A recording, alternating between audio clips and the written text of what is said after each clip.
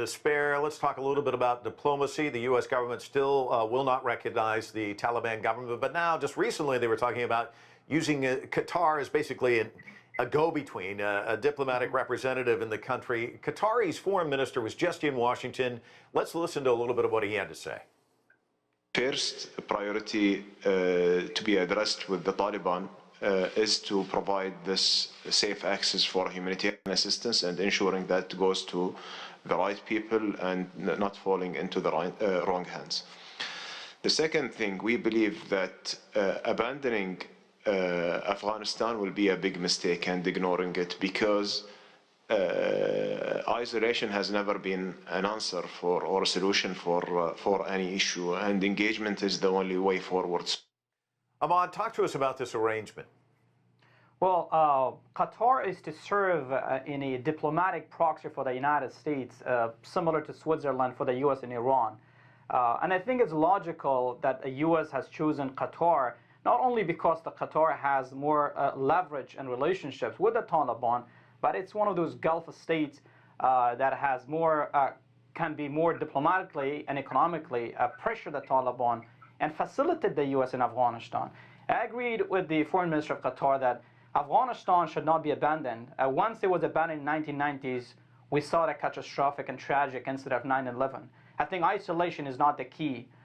Engagement is the key. What does it mean? That means you have to restart the Afghan peace process, bring the Afghan leaders from neighboring countries and exile, and be part of the government with the Taliban. I do not see a possibility of the U.S. B-52s to go to Afghanistan and wipe up the Taliban. And I also do not see isolation the answer. So Qatar, here are a few major developments in the U.S.-Qatar relations. Number one, as Secretary Blinken mentioned, there will be two agreements that have signed. One, Qatar to provide consular services to the U.S. government. That means there will be an U.S. interest or section in the U.S. Qatar embassy in Kabul, Afghanistan, that will protect U.S. interests in Afghanistan, facilities, and at the same time provide visas and help Afghan allies. And number two was to be a facilitator and provide visas or help the Afghan special immigrant visas. We are talking about thousands of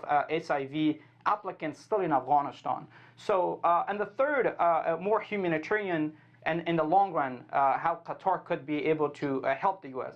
But at the same time, meanwhile, we look into the Thomas West, the new U.S. Special Envoy, meeting with the Taliban in Pakistan and also in Qatar, and they had meetings in Moscow.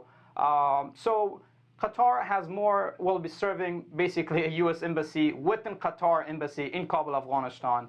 But indeed, the role of Qatari government is critical in advancing U.S. interests in Afghanistan, while bringing the Taliban to accept some of the commitments or basically work with the international community. That's how valuable the role of Qatar is.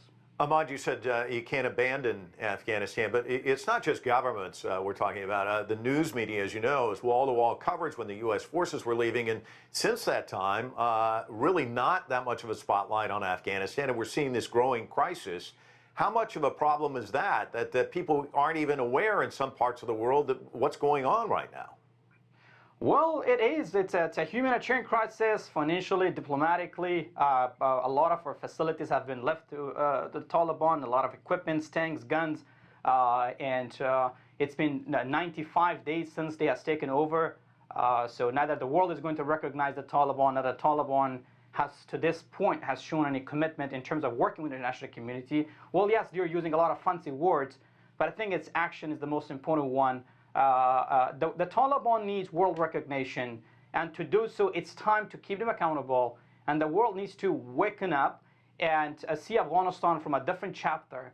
It's time to negotiate with them and negotiate and restart it from the beginning in terms of we will give you the recognition, but you have to work with us. That means respecting human rights. That means letting private sector invest in Afghanistan and not harboring terrorism in Afghanistan to attack U.S. soil and allies in the region, and be able to be a counterterrorism partner. To do so, it takes a long time, and let's see if Qatar could help in that regard and all these diplomatic meetings. So it's unfortunate what's happening. We're talking about 90% of Afghanistan, as of right now, living below the poverty line of $1 a day.